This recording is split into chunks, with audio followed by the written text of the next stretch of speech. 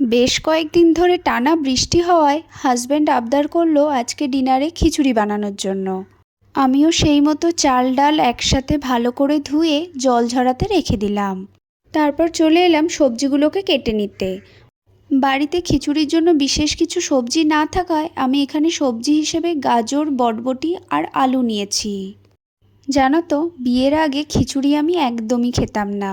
ছোটবেলায় যেদিন বাড়িতে খিচুড়ি রান্না হতো সেদিন মাকে আমার জন্য আলাদা ভাত রান্নাও করতে হতো। কিন্তু এখন তো এটা আমার সংসার, আর দুরকম রান্না করাও আমার পক্ষে পসিবল নয়, তাই ওর সাথে আমি অল্প হলেও একটু খেয়ে নিই। তখন না বুঝলেও জানো তো, এখন বুঝতে পারি মায়ের কত কষ্ট হতো।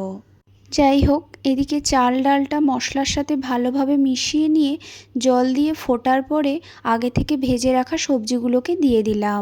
একদিকে খিচুড়িটা ফুটছিল আর অন্যদিকে আমি খিচুড়ির সাথে খাওয়ার জন্য কিছু ভেজে নিচ্ছিলাম। আজকে খিচুড়ির সাথে ছিল বেগুন ভাজা, আলু ভাজা আর ডিমের অমলেট। চলো, আজকের মতো টাটা, দেখা হচ্ছে নেক্সট ভিডিওতে।